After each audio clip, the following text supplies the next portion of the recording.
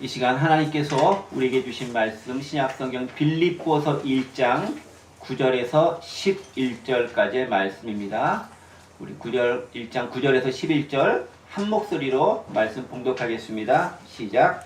내가 기도하노라 너희 사랑을 지식과 모든 총명으로 점점 더 풍성하게 하사 너희로 지극히 선한 것을 분별하며 또 진실하여 허물 없이 그리스도의 날까지 이루고 예수 그리스도로 말미암아 의의 열매가 가득하여 하나님의 영광과 찬송이 되기를 원하노라. 아멘. 네. 계속해서 빌립보서 1장에 있는 부분, 특별히 바울의 감사기도 세 번째 시간으로 함께 은혜와 말씀을 나누려고 합니다. 지난 2시간에 걸쳐서 우리는 바울의 빌립보 교인들을 위한 감사의 기도의 내용을 좀 살펴봤습니다. 첫 번째 기도는요, 복음 안에서 함께 협력해서 동역하게 됨을 감사한다라는 것. 그래서 우리 동역의 의미를 함께 살펴보았고요. 또 지난 시간에는 바울이 복음 안에서 어떻게 교제를 나누는 것인가, 그리스도의 심장으로 사랑한다는 것이 무엇인가에 대한 이야기를 가지고 함께 말씀을 나눴습니다. 그리고 오늘은 감사기도 그 세 번째 시간이 되겠는데요. 특별히 빌립보 교회 가운데 풍성하게 임해야 될 것이 무엇인지, 특별히 하나님 은혜 가운데서 어떤 풍성함을 누리고 나아가야 될 것인지에 대해서 함께 생각해 보는 시간을 좀 갖도록 하겠습니다. 여러분들은 그 초창기 한국에 기독교가 들어오면서 이 성도들과 아이들을 교육하고 가르치기 위해 들어온 교리 문답서가 무엇인지 혹시 아십니까? 아주 전통적이고 많이 들어봤던 그런 것이 있습니다. 제가 볼 때 우리 권사님 잘 아시리라 믿는데, 특히 이제 보수적이고 복음주의적인 교단, 특별히 장로교 교단들에서는 거의 대부분 사용하고 있고 아직도 많이 사용하고 있다고 저는 알고 있습니다. 어떤 거냐면 바로 웨스트민스터 신앙 고백서입니다. 그리고 거기에 따른 대요리 문답과 소요리 문답이 있습니다. 좀 있으면 벌써 나왔네요. 빨리 나왔죠. 네, 요겁니다. 요거 웨스트민스터 신앙 고백 및 대요리 소요리 문답, 이런 것이 있습니다. 앞에 이제 웨스트민스터라고 쓴 이유가 뭐냐면요. 웨스트민스터는 영국에 있는 일종의 그 웨스트민스터 서원을 가르치는 그 지명 이름입니다. 그래서 이 웨스트민스터에서 그 영국 그 국회에서 교구 관련된 목회자들과 평신도 지도자들을 다 불러 모았어요. 언제 불러 모았냐면 1643년부터 1649년까지 그들을 불러 모아서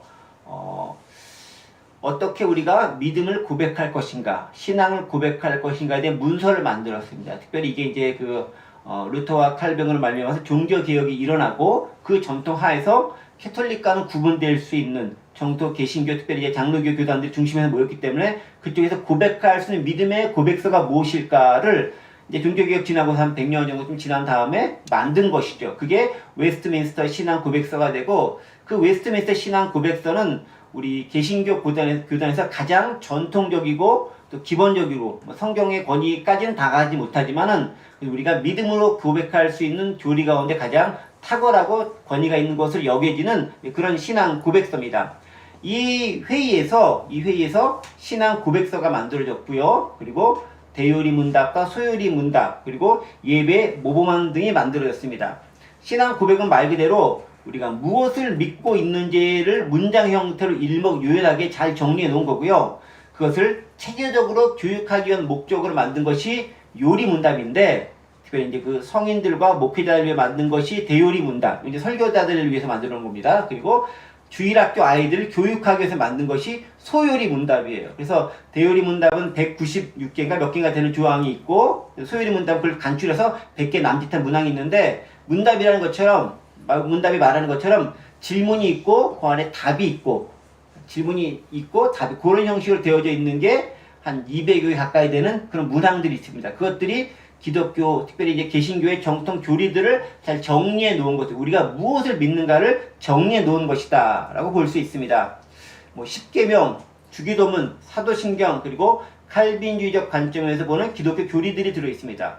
저도 사실은 어렸을 때 중고등부 시절에는 합동측 교회를 제가 다녔었기 때문에 그때 학습과 세례를 받기 위해서 이거 열심히 공부하고 외우고 목사님 앞에서 이렇게 문답 받았던 그런 기억이 있습니다. 그게 소요리 문답이었던 거예요. 그 당시는 몰랐는데 지나고 보니까 그게 소요리 문답이었다는 걸 알게 됐습니다. 자, 그런데 이 웨스트민스터 소요리 문답, 요리문답의 가장 첫 번째 질문과 대답이 무엇인지 아십니까? 저도 여러 차례 인용하게 됐는데 이겁니다. 질문이 이거예요. 사람의 제일 되는 목적이 뭡니까? 이게 가장 첫 번째 나오는 질문이에요. 많이 들어봤죠? 요리문답 다른 내용들은 기억나는 게 없을 텐데 이 첫 번째 건 다들 들어보셨어요. 우리 인간의, 사람의, 성도의 가장 제일 되는 목적이 뭐냐라는 겁니다. 답이 뭘까요? 하나님을 영화롭게 하고 그 하나님을 영원토록 즐거워하는 거다라는 게 답인 거예요. 이건 그냥 반드시 외워야 할 기본 문장처럼 암기되어져 있는 거예요. 하나님을 영화롭게 하고 그분을 즐거워하고 기뻐하는 것. 그게 우리 인간이 살아가는 목적이고 존재하는 목적이라고 분명히 밝히고 있습니다. 장로교 계통에 있는 그 교회를 다녔던 분들은 다 기억하고 있을 거라고 믿습니다. 저도 여러 차례 사실 제가 설교하면서도 제가 합동적 교단 아니지만 여러 차례 이 말씀을 인용한 적이 있습니다. 인정하는 부분이고 타당한 부분이고 맞는 얘기입니다. 또 성경 곳곳에서 이것에 대한 근거되는 내용들이 많이 발견되고 또 그 근거로 제시되어지기도 합니다. 오늘 우리가 읽은 본문도요. 이것과 관련된 내용을 포함하고 있습니다. 어디 나올까요? 마지막 11절에 나옵니다. 11절에도 이 부분이 언급되어져 있습니다. 예수 그리스도로 말미암아 의의 열매가 가득하며 마지막이죠. 하나님의 영광과 찬송이 되기를 원하노라. 빌립보 교회가 하나님의 영광과 찬송이 되기를 원하노라 라는 거예요. 이게 바울이 빌립보 교회와 교인을 위해 기도하는 목적인 거죠. 이게 너희의 삶의 목적이 된다라는 거예요. 우리가 웨스트민스터 신앙 고백에서 고백했던 그 목적과 동일한 거죠. 사실 이런 구절들을 뒷받침을 해서 이 교리가 만들어졌습니다. 그렇습니다. 우리의 존재 목적은 바로 하나님께 영광과 찬송이 되는 것입니다. 그리고 바울도 바로 이 궁극적인 목적을 이루기 위해서 빌립보 교회가 어떠해야 하는가에 대해서 기도를 통해서 밝혀주고 있는 겁니다. 즉 바울은 이 빌립보 교회에 대해서 하나님께 감사의 기도를 올려드리고 있지만 또한 그 기도가 서신의 형식으로 빌립보 교인들에게 읽혀지기 때문에 이 기도를 너희가 읽는다면 너희가 이러한 것을 추구하며 삶을 살아야 되고 궁극적으로 하나님께 영광이 되고 하나님께 찬송이 되는 삶이 너희 존재의 의미와 목적이라고 밝혀주고 있는 거예요. 빌립보 교인들만 그러겠어요? 오늘 이 시대를 살아가고 있는 저와 여러분 모두의 삶의 목적도 마찬가지다라는 거죠. 하나님을 영화롭게, 그분을 찬송하게, 그분을 기뻐하는 게 저와 여러분들의 찬송과 삶의 목적인 것입니다. 자, 그렇다면 조금 말씀을 들어가 보겠습니다. 어떻게 하는 게, 어떻게 살아가는 게 하나님께 영광을 올려드리는 구체적인 방법일까라는 거예요. 그러니까 하나님께 영광을 올려드리고 영광이 되고 찬송하는 게 우리의 삶이다라는 것까지는 알겠는데 다 그거 원하시는 거잖아요. 사실은 원하지 않는 사람은 여기 한 분도 안 계시고 여기 앉아 계시지 않으리라고 저는 생각됩니다. 온라인도 오프라인도 마찬가지라고 생각됩니다. 그 구체적인 방법이 뭐냐라는 거죠. 어떻게 영화스럽게, 어떻게 영광스럽게, 어떻게 찬송을 그분께 올려드릴 수 있는가에 대한 부분이에요. 그게 어디 나오냐? 9절, 10절, 11절의 바울의 기도를 통해서 우리를 발견할 수 있다는 거죠.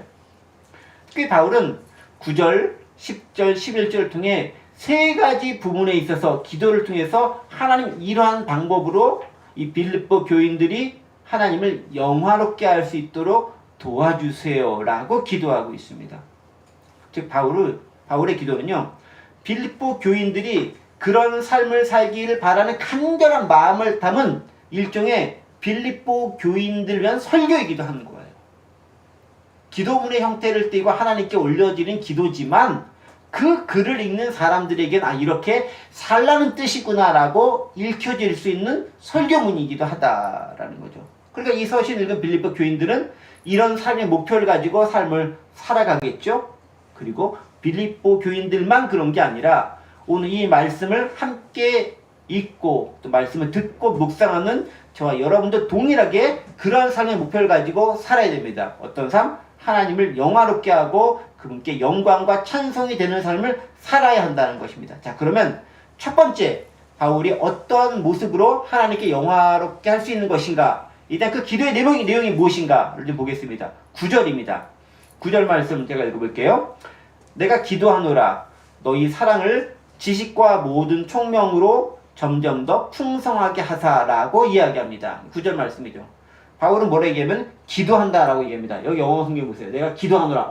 잘 띄었어요. 또 이렇게 우리 PPT 만드는 자매가 훌륭해요. 알아서 딱 띄어서 이렇게 했어요. 아주 훌륭해요. 기도한다. 여기 딱 돼 있죠. And this is my prayer. 이게 내 기도인데 그 다음에 데디아로 해서 그 기도의 내용이 뭔지가 쭉 이렇게 기록이 되어져 있는 거예요. 그 첫 번째 기도의 내용이 뭐냐면요. 이거죠.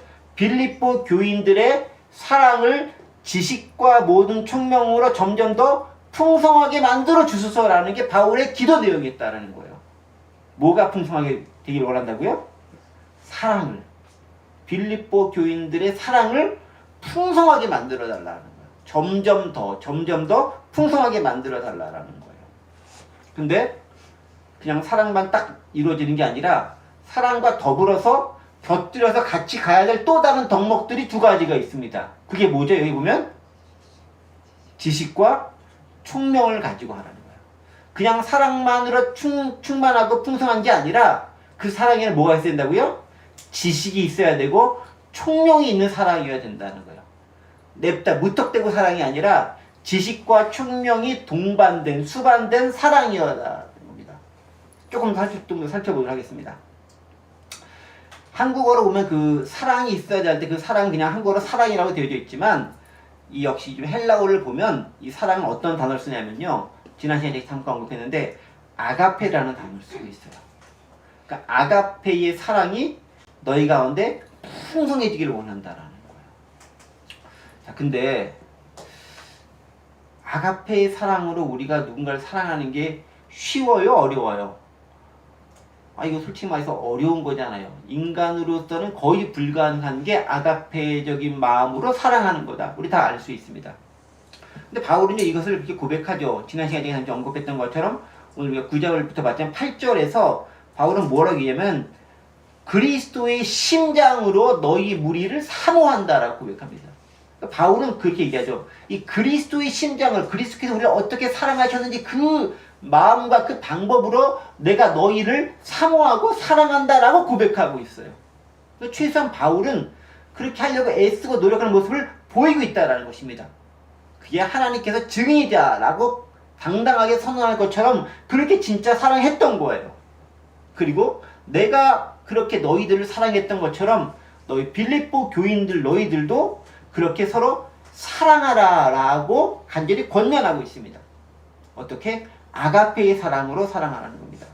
자, 근데 방금 전에도 얘기했지만 아가페의 사랑, 우리로서는 거의 불가능한 사랑 아닙니까? 그렇죠? 부모가 자녀를 위해 베푸는 사랑이 그나마 이 아가페의 사랑을 조금 흉내낼 수 있는 수준의 사랑인 거예요. 근데 그런 관계가 아닌 가운데서는 이게 그런 사랑이 나오는 게 쉽지 않아요. 남녀간에도 이 사랑을 아가페 사랑이라고 하지 않고 남녀간에 에로스의 사랑이라고 하잖아요. 좀 다른 의미의 사랑을 한다라는 것이죠. 그럼에도 불구하고 바울은 그것을 요구하고 있습니다. 그럼 어떻게 해야 됩니까? 할 수 있는데 하지 마요? 그건 아니지 않습니까? 제가 지난주에 언급했듯이 하나님이 도움이 없으면 불가능하다라는 것입니다. 내가 사랑하는 게 아니라 누가 사랑하죠? 내 속에서 그리스도께서 그를 사랑하는데 그 도구로 나를 내어드릴 따름이라는 거죠. 성령께서 우리 속에 역사하지 않으면 불가능한 것. 다시 말해서 성령께서 그분을 사랑하도록 나를 내어드리면 내가 그분의 힘을 덧입어서 사랑할 수 있게 된다는 거예요. 태생적으로 이기적인 유전자를 타고난 우리가 남을 위한 아가페의 사랑을 한다는 것은 불가능한 거예요. 그럼에도 그게 가능한 것은 그리스도께서 우리를 그렇게 사랑하셨기 때문에 그 본보기가 있기 때문에 그 사랑을 알기 때문에 조금이나마 흉내내면서 살아갈 수 있는 것이고 그렇게 살아갈 수 있도록 성령께서 도우셨기 때문에 가능하다는 것입니다. 하나님께 의존해서 그나마 조금 우리가 흉내낼 수 있다는 거예요. 자, 그런데 본문을 좀 더 보겠습니다. 사랑이 어떻게 되기를 원한다고 했죠? 점점 풍성해지길 원한다. 이게 abundant이라는 단어를 쓰죠. abound. 풍성해지기 원한다. abound. 풍성해지기 원한다. 그렇죠? 사랑이 아예 없는 게 아니다라는 거죠. 있습니다. 그리스도 안에 있는 우리는 누구나 사랑을 가지고 있어요. 아예 없지 않아요. 그렇게 가뭄처럼 팍팍 내만은 그렇지는 않아요. 그런데 그 사랑이 어떤 사랑이냐면은 그리스도가 없는 사랑은요, 이기적인 사랑, 제한적인 사랑, 왜곡된 사랑, 부족한 사랑의 모습이다라는 거예요. 그런데 그렇게 이기적이고 부족하고 왜곡되고 제한된 사랑을 그리스도께서 우리 안에 오심과 그분의 활동하신 말미암아 제대로 된 아가페의 사랑으로 승화시켜서 누군가를 사랑할 수 있게 된다라는 거예요. 물론 뭐 예수님처럼 완벽한 그런 사랑을 한다는 것이 아니라 조금씩 흉내내어 닮아가는 사랑의 모습을 보일 수 있다라는 겁니다. 자, 그렇다면 어떻게 해야 제대로 된 그 아가페의 그리스도의 사랑을 우리도 흉내라도 내면서 따라할 수 있겠느냐라는 거예요. 그 방법이 뭐냐? 그게 바로 지식과 총명을 통해서 가능하게 된다는 거예요. 지식과 총명을 통해서. 그냥 사랑하려고 하면 쉽지 않은데 지식과 총명을 가지고 하면 비로소 조금 가능해진다라는 거예요. 지식은 knowledge라는 단어를 쓰고 총명은 insight라고 하는 영어 단어를 씁니다. 자, 그런데 지식은 어떤 지식일까요? 세상에 잡다한 모든 지식이 물론 아니라는 걸 여러분들도 잘 아시고 저도 알고 있습니다. 그 지식이 아니라 그 지식은 하나님을 아는 지식이라는 겁니다. 그러니까 이런 거예요.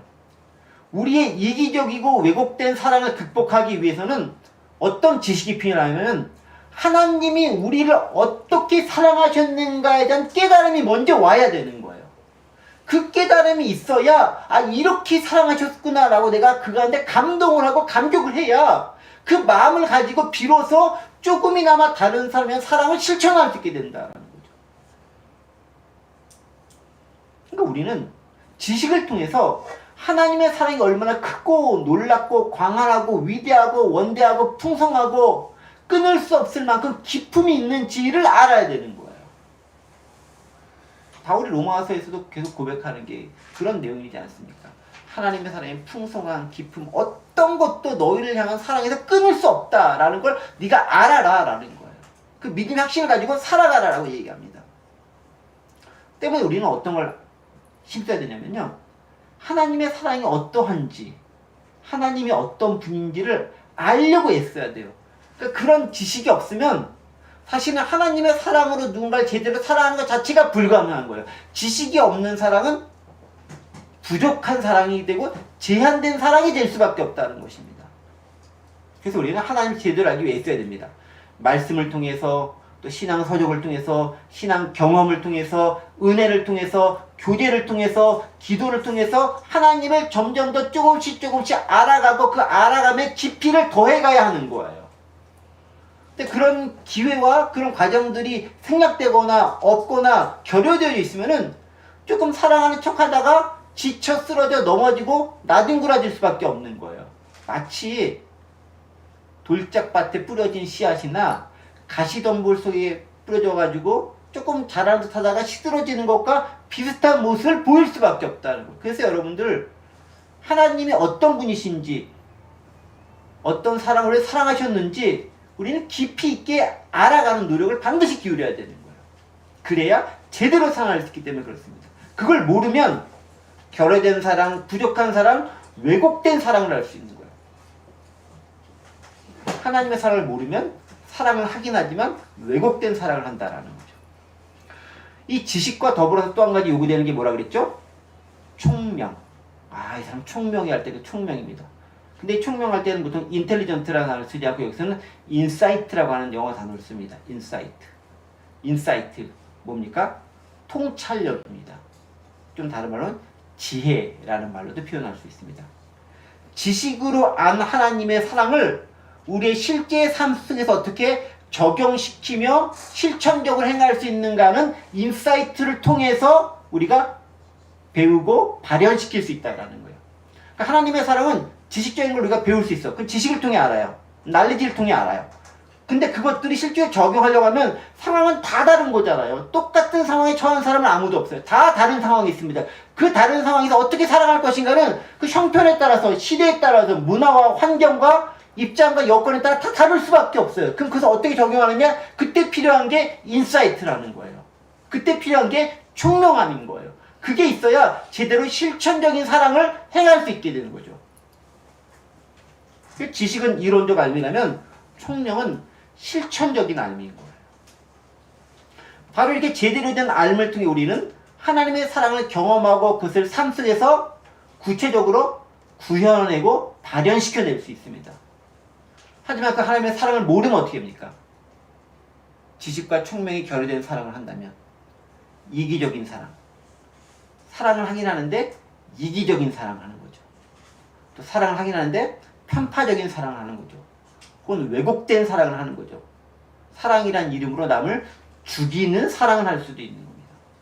사랑한다고 막 하면서도 실제로는 사랑하는 게 아니라 누굴 죽이고 괴롭히고 힘들게 하고 다른 사람을 오히려 굴레에 빠지게 하는 사랑이라는 이름을 쓴 훨씬 더 나쁜 것들이 얼마나 많은지 몰라요. 부모가 자녀에 대한 것들도 마찬가지 아니겠습니까? 사랑한다고 하지만 이게 잘못한 사랑을 하면 이게 자녀를 죽이는 것이 될 수도 있는 거예요. 그러니까 제대로 된 사랑이 뭔지 알고 사랑을 해야 되는 겁니다. 그래서 우리는 하나님에 대한 참다운 지식이 필요한 거예요. 말씀으로 교훈을 받아야 되는 거죠. 왜곡된 사랑의 형태, 자식과 연인과 이웃과 아랫사람, 윗사람, 동물판 모든 자연 만물에서 왜곡된 사랑이 나올 수 있는 그 상황과 형편 가운데서 제대로 된 사랑을 실현해내야 됩니다. 그게서 바울이 우리에게 얘기하고 있는 거예요. 너희는 사랑에 풍성해져라. 그런데 그 사랑은 지식과 총명으로 풍성해져야 된다라는 거예요. 안 그러면 왜곡될 수 있기 때문에 그렇습니다. 바울의 두 번째 기도 10절에 나타납니다. 10절 말씀 제가 읽어볼게요. 너희로 지극히 선한 것을 분별하며 또 진실하며 허물 없이 그리스도의 날까지 이르기를 원하는 게 바울의 두 번째 기도의 모습입니다. 자, 어떤 기도라고요? 선한 것을 분별하고 또 진실하고 허물 없는 삶을 좀 이 사람들이 살았으면 좋겠습니다 라는 게 바울의 기도다라는 거예요. 영어로 된 표현을 좀 볼게요. 죄송하긴 하지만 이렇게 딱 근데 영어로 길면 so that이라는 구문을 쓰죠. so that may 구문이에요. 그래서 너희가 이렇게 되기를 원한다라는 거예요. that 이하가 되길 원한다라고 해서 두 번에 걸쳐 있습니다. 여기 이렇게 되길 원하고 또 여기서 너희가 구분할 수 있는 수준에까지 이르길 원하고 그다음 또 may 이하를 해가지고 우리가 순수하고 흠없는 그리스도 날까지 순수하고 흠없는 사람이 되기를 원한다라는 거예요. 어떻게 하는 걸 통해서 지혜와 지식과 총명에 가득한 사랑을 아는 것을 통해서 그것이 풍성해짐을 통해서 이 소댓이야 이게 가능하다라는 거예요. 무슨 얘기인지 아세요? 그냥 분별하는 지식, 그냥 숨없이 거룩하게 되는 것이 되는 게 아니에요. 존재가 있어요. 뭐가 존재입니까? 사랑이 풍성해져야지만 그것이 가능해지는 거예요. 그런데 그 사랑이 풍성해지는 것은 지식과 총명으로 풍성해지고 그것이 되면 비로소 그 다음에 이렇게 분별할 수 있는 능력이 생기고 그 다음에 비로소 순수함과 흠없는 삶을 살아갈 수 있게 되더라라는 거예요. 제대로 안 사랑, 제대로 된 지식을 가진 사랑만이 우리가 제대로 세상을 분별하며 살아갈 수 있도록 이끌어준다라는 거예요. 그러니까 그 말은 제대로 된 사랑을 모르면 세상을 제대로 분별할 수도 없게 된다는 것과 동일한 의미가 되는 거죠. 자, 조금 더 넘어가 보겠습니다. 근데 세상을 분별하기 위해서는요, 분별이라는 걸 하기 위해서는 뭔가 필요한 게 있어요. 분별하려면 뭐가 필요하겠습니까? 기준이 필요한 거예요. 이게 맞는지 아닌지를 파악하기 위해서는 그걸 맞는지 아닌지를 판가름할 수 있는 기준이 필요해요. 잣대가 필요한 거예요. 계량할 수 있는 무언가가 필요한 거예요.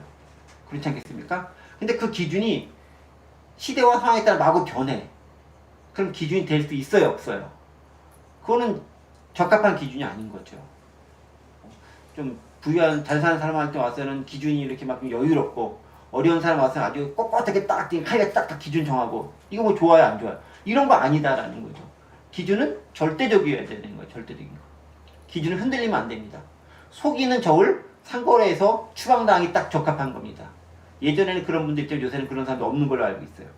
항상 일정해야 됩니다. 때문에 세상의 여러 일들과 현상들을 보면서 분별을 해야 되는데 그 분별할 수 있는 기준이 되는 게 뭐냐? 하나님의 사랑이 있어야 그 기준을 할 수 있다는 거예요. 그 사랑 어떻게? 지식과 총명의 바탕을 둔 사랑, 하나님의 지식 그것이 있어야 제대로 분별할 수 있는 능력이 생긴다라는 거예요. 즉 사랑의 관점으로, 사랑의 기준으로 모든 걸 판가름할 수 있어야 된다라는 거예요. 자, 이런 예를 한번 들어볼게요. 예수님께서 안식일에 범해서는 안 될 잘못을 종종 하곤 하셨어요.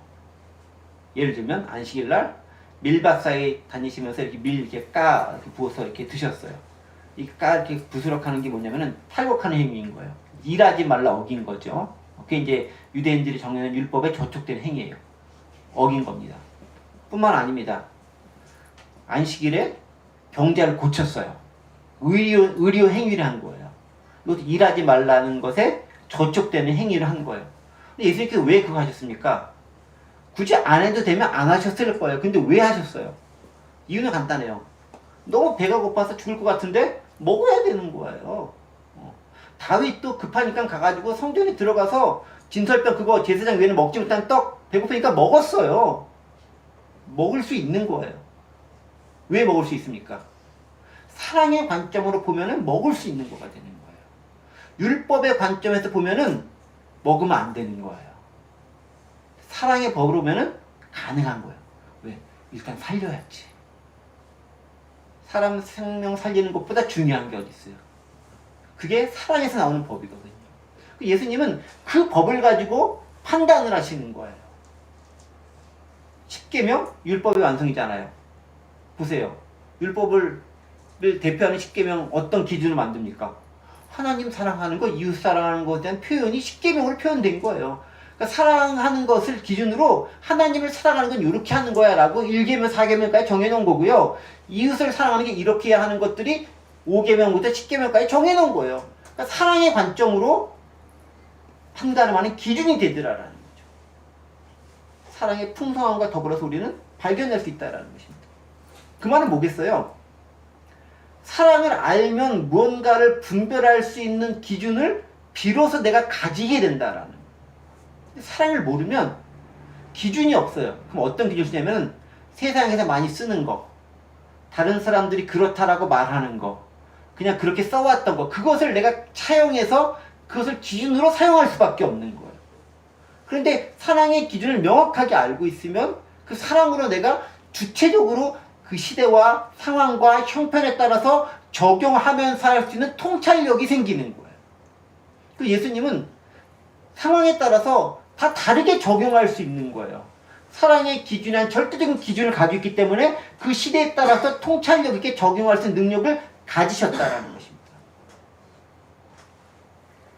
우리가 이렇게 분별해야 되는 이유가 있어요.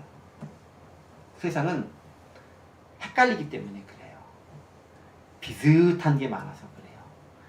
유사품에 주의해야 할 것이 너무 많기 때문에 그래요. 우리를 속이기 때문에 그렇습니다. 진짜인 것 같지만 가짜인 거, 가짜인 것 같은데 더 가짜인 거, 사실인 것 같지만 거짓인 것, 그게 우리가 사는 세상의 모습이야 하는 거죠. 좋은 것 같은데 실제로 나쁜 것, 옳은 것 같지만 따지고 보니까 마지막에는 그른 것, 이런 게 혼동되어져 있는 곳이 세상이라는 거예요. 그래서 우리는 이렇게 혼동되어져 있는 것 가운데 뭐가 진짜인지를 분별하는 지혜가 필요한 거예요. 그 바울은 그래서 로마서에서 그 세상을 분별하며 살아라라고 얘기합니다. 로마서 12장 2절 말씀 기록되어져 있죠. 너희는 이 세대를 본받지 말고, 이 세대는 본받을 만한 세대가 아니라고 얘기했죠. 몇 번 얘기했죠. 마음을 새롭게 함으로 변화를 받아 하나님의 선하시고 기뻐하신 뜻이, 온전한 뜻이 뭔지 분별하도록 하라. 여기서 분별하라는 말이 나오잖아요. 분별해라라는 거예요. 어떻게 분별해라? 마음을 새롭게 함으로 변화를 받아 하나님의 선하고 기뻐하고 온전한 뜻을 분별하라는 거예요. 그 분별의 기준이 사랑의 기준을 가지고 분별할 수 있다는 거죠. 세상의 기준이 따로 있다는 거예요. 그런데 바울은 뭐라고 얘기합니까? 세상을 본받지 말라. 이 세대를 본받지 말라. 영어로는 뭐라고 되냐면요. 여기 재밌는 것이에요. Do not conform any longer to the pattern of this world. 이 세상에 어떤 패턴이 있다는 거예요. 이렇게 흘러가는 어떤 룰 같은 게 있다는 거예요. 패턴이 있어요. 그것에 더 이상 네가 따라하지 말고 순응하지 말고 하나님의 기준을 가지고 판가름하라라는 거예요. 그 기준이 뭐냐? 사랑의 법칙 가지고 하라라는 거예요. 그 사랑이 너희 공동체에 풍성하길 원하는 게 바울의 빌립보 교인들 향한 마음이었다라는 것입니다. 근데 왜 이 기종 The pattern of this world가 따르면 안 됩니까? 이 세상 이미 악한 것 가운데서 기준이 나왔기 때문에 그래요. 지극히 선한 것 가운데 나오는 기준이 아니라 악한 것 가운데서 나온 기준이기 때문에 그 안에는 악한 모습들이 존재하더라라는 거고, 이기적이고 편파적인 기준들이 그 안에 들어있다라는 것입니다. 그래서 그 세상의 방식 본받지 말고 따라하지 말라는 겁니다. 악하기 때문에 그렇다라는 거죠. 마음을 새롭게 해서 하나님의 선하고 온전한지 뭔지 분별할 수 있는 참다운 사랑의 지혜, 지식이 필요하다고 얘기합니다. 그래야 속이는 세상에서 속지 않고 살아갈 수 있고, 속아주면서도 그것이 무엇인지를 알고 제대로 살아갈 수 있게 되는 거예요. 모르고 속는 게 아니라 알면서도 속아줄 수 있는 게 아량인 거잖아요. 그렇게 된다는 거죠. 그 다음에 그 사랑에 관련된 기준을 가지고 있으면 또 어떤 삶을 살 수 있겠다? 분별하는 것뿐만이 아니라 진실에서 허물이 없는 삶이 비로소 가능해진다는 거죠. 왜 그렇겠어요? 기준을 가지고 있기 때문에 그 기준에 비춰볼 때 무엇이 진실한지, 무엇이 허물이 없는지를 판가름할 수 있고 그 기준에 빗댄 삶을 살아갈 수 있게 되더라라는 거예요. 그래서 계속해서 바울이 10절에서 얘기하는 거잖아요. 진실에서 허물이 없는 삶을 살았으면 좋겠다. NIV 성경에는 그 진실하다라는 말을 pure라는 단어를 썼고요. 다른 NASB라든가 킹제임스 버전 같은 경우는 sincere라는 단어를 쓰기입니다. 신실하게 라는 단어를 쓰고 있어요. 허물 없는 날, 욕먹거나 누구 흠을 잡을 수 없는 그런 삶을 살아가게 되더라는 것입니다. 순결함을 지키는 삶이다라는 거죠. 하나님 외에 다른 것을 섬기지 않는 삶을 산다는 것입니다. 성숙한 신앙이 되는 삶입니다. 세상 사람들이 허물을 잡으려고 할 때 허물을 잡힐 만한 일을 하지 않는 삶을 비로소 살아갈 수 있게 되더라라는 거예요. 근데 요즘 기독교가 어때요? 허물 잡을 만한 일들을 많이 하고 있잖아요. 허물 잡힐 만한 일들. 왜 그렇겠습니까? 하나님의 사랑의 법칙으로 봤었을 때 미흡한 모습들을 우리가 여전히 많이 보이고 있기 때문에 그런 거고요.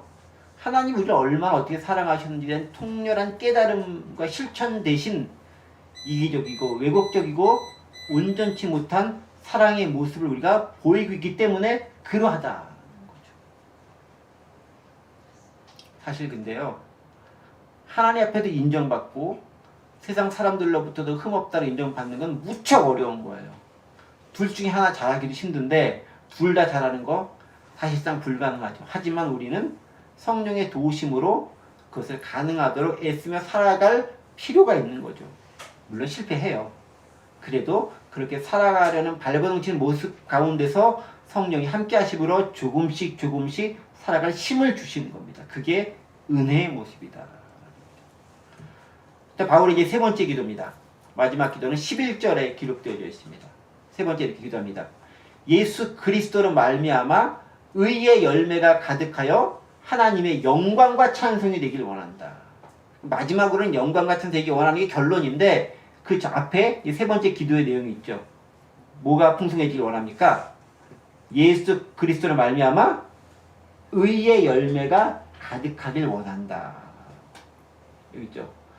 Filled with the fruit of righteousness. 의의 열매가 가득하게 원한다. The fruit라고 해서 단수형을 쓰고 있어요. 그 열매는 하나인 것을 알 수 있죠. 열매 맺는 삶을 살아야 된다는 그런 삶을 살기 원한다라는 그 열매 맺는 삶을 통해서 하나님을 영화롭게 할 수 있다라는 실제로 복음서에 예수님이 열매 없는 나무들을 책망하시니까 그 나무들이 말라져 버렸어요. 그 바울도 열매 있는 삶을 무척 강조하십니다. 예수님도 포도나무는 열매를 맺어야 된다라고 여러 차례 강조를 합니다. 열매를 맺어야 되는 거예요. 열매는 일종의 결과물 아닙니까? 좋은 결과물을 보여야 되는데 그 좋은 결과물을 보이기 위해서는 좋은 나무에 붙어 있어야 되는 거죠. 자, 그런데 열매라는 것이 어떤 결과물입니까? 우리는 열매 결과하면 일단 수적으로 많은 거 뭐 이런 것만 생각하기 쉽지만 이게 틀린 건 아니에요. 그러나 그것보다는 조금 더 다른 측면을 성경은 우리에게 열매로서 보여줍니다. 어떤 열매를 맺어야 될까요? 이 본문에서 의의 열매라고 기록되어 있는데 또 다른 본문에서는 성령의 열매라고 똑같은 것을 표현합니다. 예를 들면 갈라디아서 5장 22절 23절 우리가 맺어야 할 열매가 이런 것들이라고 얘기합니다. 오직 성령의 열매는 사랑, 실학, 화평, 오래 참은, 자비, 양성, 충성, 온유, 절제라고 얘기합니다. 이것도 역시 영어 성경을 보면은 단수를 쓰고 있어요. 하나의 열매, 즉 성령의 열매인데 사랑, 실학, 화평, 오래 참음, 자비, 양성, 충성, 온유, 절제의 모습으로 드러나게 되더라라는 겁니다. 성령의 열매, 의의 열매, 똑같은 하나의 열매인 거예요. 그 열매가 맺혀지기를 기도한다라는 거예요. 근데 열매라는 것, 결과물이라는 측면에 봤을 때는 우리가 보통 결과물은 좀 많은 것, 숫자가 뭐 이렇게 큰 것, 뭐 성장 이런 측면을 생각하기 쉽지만 그런 것과는 관계없이 성숙이라는 것에 초점을 두고 있는 것을 알 수 있죠. 인격이라는 것에 초점을 두고 있는 것을 발견할 수 있죠. 그 열매라는 것은요, 그런 측면을 요구하는 거예요. 바울이 빌립보 교인들의 요구한 열매는 뭐냐면 너희가 성숙한 인격을 가진 교회 공동체가 되거라라는 거예요. 저도 개인적으로 우리 교회가 지금보다 조금 더 커졌으면 좋겠어요. 할 수 있는 걸 너무 못하기 때문에 사실은. 그런데 너무 커지기만 하면 본질에서 왜곡되거나 엉뚱한 곳으로 갈 가능성이 많아져요. 다 그렇다는 건 아니죠. 근데 진짜 중요한 건 성숙한 신앙을 갖는 게 필요한 거죠. 성숙한 신앙은 인격과 성품에서 나오는 겁니다. 그게 사랑, 희락, 화평, 오래 참음, 자비, 양성, 충성, 온유, 절제라는 성령의 열매로 대표될 수 있는 성품들인 거죠. 그게 나와야 된다는, 그 열매를 맺어야 되는 거예요. 그런데 그 열매, 내가 맺으려고 애쓰면 애쓸수록 좌절만 더 맛봅니다. 이게 어느 하나 쉽게 맺어지는 열매가 없어요. 일단 사랑부터 걸리잖아요. 그렇죠? 항상 기뻐해라. 기뻐하지 못할 상황이 더 많잖아요. 요즘에. 화평 힘들어요. 오래 참음 하기 싫어요. 충성, 나 혼자 살기 바쁜데 누가 내 충성해. 온유, 남 갖다 줘버려. 내가 온유함을 당했으면 좋겠어. 뭐 이런 것마저로 하는 게 우리의 모습이라는 거죠. 그렇죠? 절제 싫어요. 자, 그럼 어떻게 됩니까? 내가 맺으려고 하면 안 되는데 맺는 방법이 딱 한 가지 있는 거죠. 어떤 방법이겠습니까? 그게 요한복음 15장 4절 5절에 하는 방법인 거죠. 뭐라고 되어 있습니까? 내 안에 거하라, 나도 너희 안에 거하리라. 가지가 포도나무에 붙어 있지 아니하면 스스로 열매를 맺을 수 없음 같이 너희도 내 안에 있지 아니하면 그러하리라. 나는 포도나무에 너희는 가지란데 그가 내 안에 내가 그 안에 거하면 사람이 열매를 많이 맺나니 나를 떠나서 너희가 아무것도 할 수 없습니다. 아멘. 열매는 언제 가능하죠? 그리스도 안에 거할 때 가능한 거예요. 내가 맺으려고 막 할 때 가능한 게 아니라 그러면은 실패와 실망이 많아져요. 사실 애씀도 필요하긴 해요. 애씀도 아무것도 안 하고 입 딱 벌리고 있으면 떨어진다? 안 떨어져요. 떨어지기 전에 내가 먼저 가요. 근데 가장 좋은 방법은 그리스도 안에 있으면 자연스럽게 맺혀지는 거예요. 그러니까 맺으려고 발버둥 치는 게 아니라 그리스도 안에 있으려는 우리의 그 자세, 그 태도, 그 방향성 가운데 거했을 때 나도 모르게 자연스럽게 맺혀진 열매를 다른 사람들이 보고 너 이렇게 훌륭한 열매 맺었어 라고 이야기해 주는 거예요. 내가 이 열매를 맺겠다라고 발버둥 쳐서 맺혀지는 게 아니라 그리스도 안에 있으니까 나도 모르게 자연스럽게 발현되는 그 성품을 보니까 이 사람 참 온유한데, 참 참을성 있는데, 참 인자한데, 참 사랑이 많은 것 같은데, 참 화평스러운데, 절제도 잘하는데 이런 표현이 자연스럽게 들려지는 거예요. 내가 그렇게 하려고 해서 한 게 아니라 있다 보니까 자연스럽게 발견되는 거라는 거죠. 그래서 나는 이 열매 맺어야지 라고 하는 순간 그 열매는 안 맺혀져요. 어떻게? 그리스도를 닮아가고 그 안에 있으려고 할 때 자연스럽게 맺혀지는 것입니다.